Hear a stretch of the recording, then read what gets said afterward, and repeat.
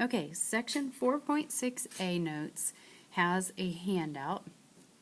I don't want you to panic. There are 4 pages that we're going to do, but there's not a whole lot of writing on each page. And it's a handout, so it'll be fine. What we're going to work on is solving quadratic equations using the square root method and completing the square. So we'll start with square root method. Now the square root method is not going to work for every single quadratic equation you encounter. It only works when there is a squared term and a constant with no x term. So this squared term and a constant, no x term. So let's see what we mean by that. In this quadratic equation, I have 5x squared minus 8 equals 12. So what I can see is here is my squared term. I don't have any terms that have a regular x, so yes, it will work. 5x squared minus 8x minus 12. Well, here is a squared term, but here is an x term. So will it work for this one? No. Now this third one is a bit tricky. 5 times the quantity x plus 4 squared minus 8 equals 12. Now you would think that this is an x term, but it's not, because this whole thing is a squared term. And if I look at that whole thing as a squared term, then what's left, there are no x terms. So yes, solving by square root method will work for that equation. So let's see how the square root method works. Here's our steps. The first thing we're going to do is isolate the squared term. So you kind of need to know what the squared term is before you can isolate it. So remember, on this one it was the x squared, on this one it was the x plus 4 squared. So we want to find what's squared, and we're going to isolate the term that has the squared in it. So I want to get the 2x squared by itself first, and then I'm going to divide by the 2. So I will add 98 over to both sides, and I get 2x squared equals 98. Divide both sides by 2, and I get x squared equals 49. So now I have isolated the squared part, just the x squared. Then I'm going to take the square root of both sides, and it's super important to remember when I take the square root of both sides that I have to remember the plus or minus when I do that. If you don't remember the plus or minus, you're going to miss like half of your points on everything. So when I take the square root of the x squared and the square root of the 49, the square root of x squared is just x, but the square root of 49 is plus or minus 7. And then I will find my 2 answers, which in this case are just x equals 7 and x equals negative 7. So let's see 1 or 2 that are a little bit more complicated. So this one here, excuse me, we have 3x squared equals 15. So the squared part is the x squared here. So we're going to want to divide both sides by 3. And now I have x squared equals 5. And then take the square root of both sides, square root, and on the left side I get x, on the right side I get plus or minus square root of 5. So my 2 answers will be x equals the square root of 5, x equals negative square root of 5. Okay, how about this guy? Here's my squared term. So we'll add the 150 to both sides. So we get x squared equals 150. And then we're going to take the square root of both sides. And we get x equals plus or minus, and it's the square root of 150. So we're going to want to break down our 150 to see what can simplify from that. So that's like 10 times 15, which is 2 times 5 times 3 times 5. So x equals plus or minus square root of 2 times 3 times 5 squared.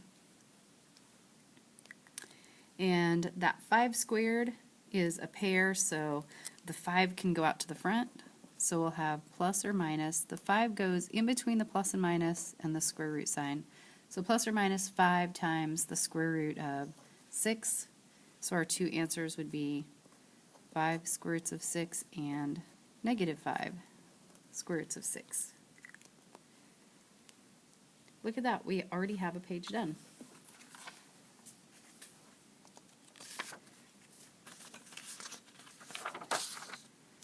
A rectangular pool is 6 feet deep.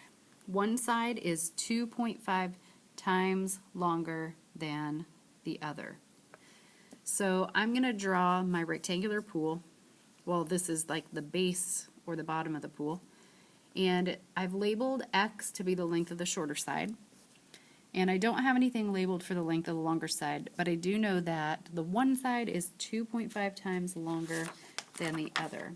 So for the longer side of my pool, I can put that it is 2.5 times the short side, which was X. Then it tells me that it takes 2,160 cubic feet of water to fill the pool. So that, when it's talking about cubic units, is talking about volume. So cubic feet is volume. And for volume of this shape, which happens to be a rectangular prism, is found by taking length times width times height. We're supposed to be finding the dimensions of the pool. So let's label what we know. Since this is the base of our pool, we can label the length and width with those same dimensions. So this side is X, this side is 2.5x, and then for the height of our pool, it told us originally that our pool was 6 feet deep, so that's going to be 6 for the height of the pool. So our volume was 2,160, and that is equal to length times width times height. The length was 2.5x, the width was x, and the height was 6. So we get the equation 2,160 equals 2.5 times x times 6 would be 15x squared. Now, this looks like one of those equations we can solve by square root method. So we're going to isolate the x squared by dividing both sides by 15. 2,160 divided by 15 just so happens to be 144. And that is equal to x squared. Which, remember, then we take the square root of both sides. The square root of x squared is x. And remember, when we take the square root of both sides, we get plus or minus. So that is plus or minus square root of 144 is 12. So we get x equals 12 or negative 12. But remember, when we started out, we said x is the length of the shorter side. So when we think about that in terms of the answers we got, we can ignore the negative 12. Because you can't have a pool who has a side that is negative 12 long. And then this x equals 12 is going to be the shorter side of the pool. So we can kind of start answering our question that the short side of the pool is 12 feet. Then the longer side is, remember the longer side was 2.5x from our diagram up here, 2.5x. So 2.5 times 12, which is 30.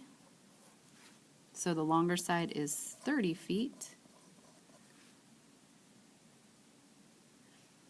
And we know the height or the depth of the pool is 6 feet because they already told us that in the problem. So we can say that. We didn't have to work for it.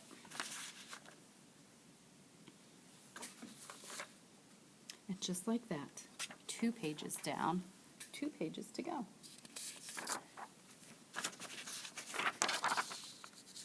Now we're going to switch strategies to solving by completing the square. Now there's some cool stuff and some uncool stuff about solving by completing the square. The cool stuff is that it works for any quadratic equation that's in standard form. So we don't have to mess around deciding whether it's going to work. It is going to work.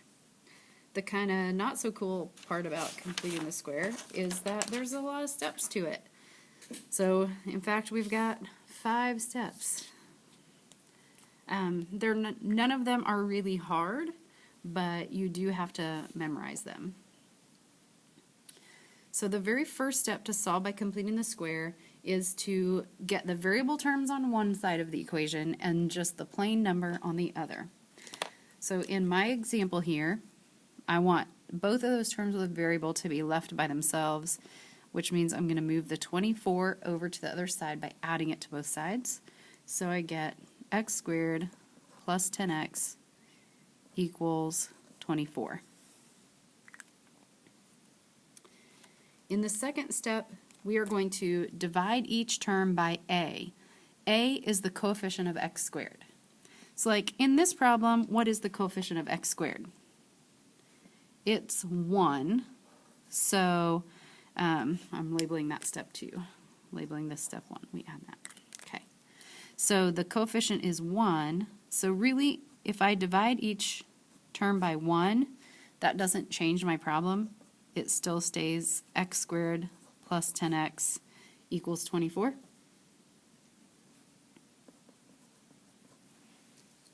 But if that number is something other than a 1, then that second step does change the problem. Step 3. Here's where you got to start memorizing. We are going to find 2 numbers. One is going to be the number we use to factor, and the number we're going to use to factor is b divided by 2. Sometimes it's more efficient or more easier to do b over 2. Sometimes it's easier to do b divided by 2. Sometimes it's easier to do 1/2 times b. But those all mean the same thing. It's just sometimes more convenient to think of it one way versus the other way. And remember that b is the number in front of the plane x. Okay, so in our equation here, we're using this equation, x squared plus 10x equals 24. The b is 10. So the number we're going to use to factor is 10 divided by 2, which is 5. This is the number we will use to factor here in a little bit. Then we need to find the number that completes the square. The number that completes the square is this number you just found squared. So it is b divided by 2 squared. And what we're going to do is add this number to both sides. So I'm going to find that number, 5 squared, which is 25. And this is the number that completes the square.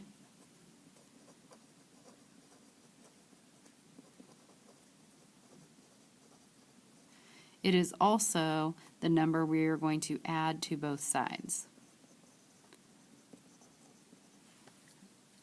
So I'm going to take my equation from up here, x squared plus 10x equals 24. And I'm going to add 25 to both sides. So I left a spot to do plus 25 plus 25.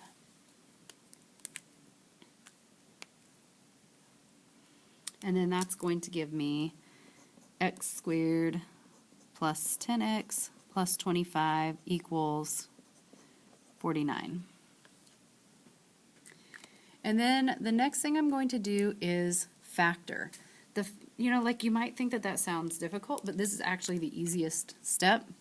The way that we factor is we put x in a parenthesis and square it. And then what we're going to put in with that x is the number that we use to factor, that b over 2. So we put in that space, we put b over 2. If it's positive, we add it. If it's negative, we subtract it. So when I factor, it's going to be factoring this left side. I'm going to have x, and then the number we were going to use to factor. Oh, that sun is super bright. Let's see if I can scooch out of the way. There we go. X, and then I'm using that 5 to factor, and it was positive, so plus 5 squared. And then that is going to equal the 49 I already had there. And then I'm going to solve by the square root method. So I will take the square root of both sides, remember the plus or minus, and find the two answers. So step 5, I quit labeling my steps at some point. Step 5, I'm going to take the square root of both sides, which gives me x plus 5 equals, and I'm going to make that plus or minus 7. And I have to finish that problem by solving for x. So I'm going to subtract 5, and I'm going to subtract 5 on both sides. So that's going to leave me x on the left side. I put the negative 5 before the plus or minus. So it's negative 5 plus or minus 7.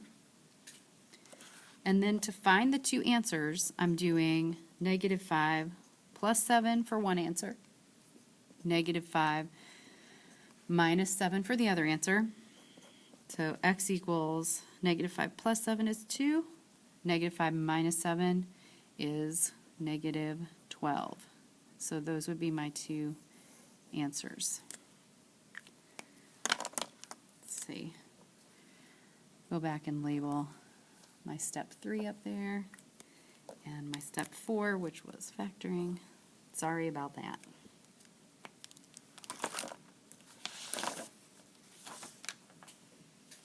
So we've done one of these problems solved by completing the square, and we're on to our last page. We're going to do one more solve by completing the square and then answer this last little question, and we'll be done.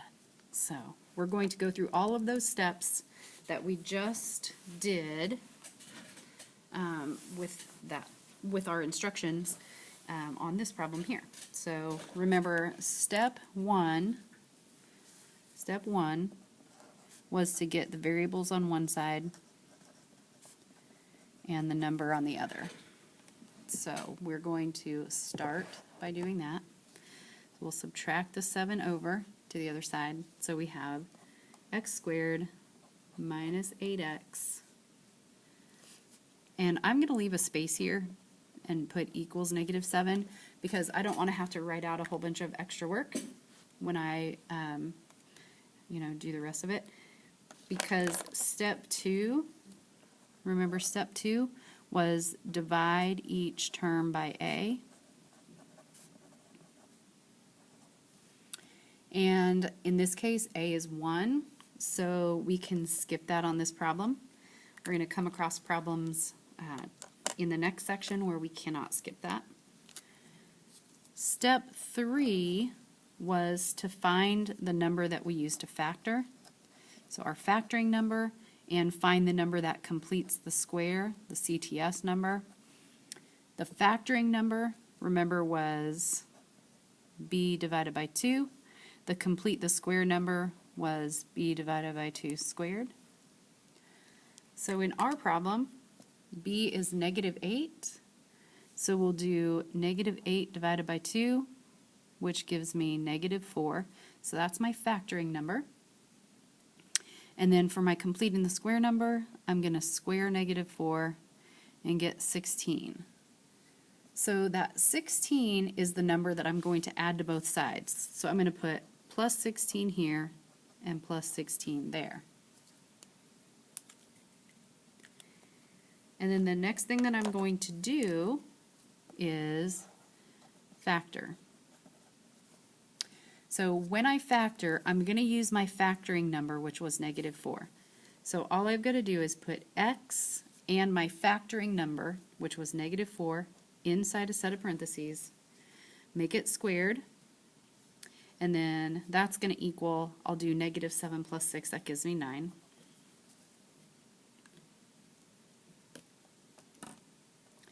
And then after that, I do the square root method. So I take the square root of both sides, remember the plus or minus, and get 2 answers. So I'll go back over to here. Square root of both sides. So x minus 4 equals, remember my plus or minus, square root of 9 is 3. And then I've got to get 2 answers. So I will go ahead and add the 4 on both sides, remembering that it goes in front of that plus or minus. So I have x equals 4 plus or minus 3. And I have to get 2 answers out of that. So I get 4 plus 3 for one of them, which is 7. And 4 minus 3 for the other, which is 1.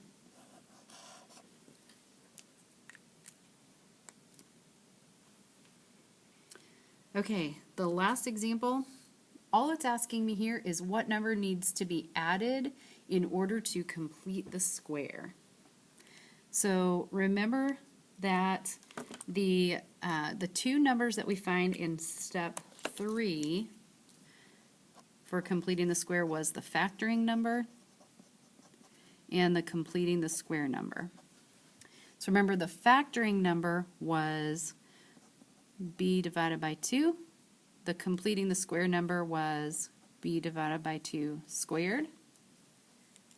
So if you look at this quadratic expression, we have x squared minus 32x plus blank. The blank is what we're finding. What we add to both sides is the completing the square number. So my b value here is -32.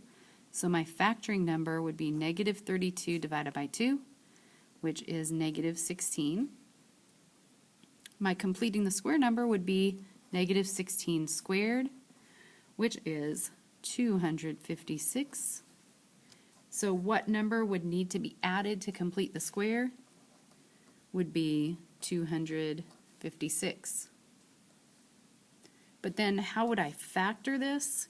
I use my factoring number. So I would factor it by doing the parenthesis with the x in it, and then I put my factoring number in there, which is negative, so x minus 16 squared would be how I factor it.